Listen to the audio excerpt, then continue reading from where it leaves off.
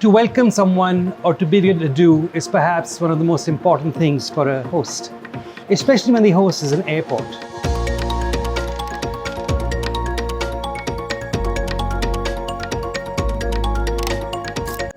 We've had also a very exciting journey of having worked on similar, probably even more challenging projects in the past. Lucknow project was a subset of a larger initiative to bring in a sense of consistency in terms of the passenger experience into all the new airports that the Adani Group is building. So the first concepts that you had shared, we were very excited, but at the same time daunted because we'd never done something at that scale. And while the original references were from other works that have been done internationally, interpreting it in India and in the materials that are very traditional to India. The airport at Lucknow was a great opportunity for us to showcase Lucknow and India in its many skills and forms, to celebrate its crafts, its festivals.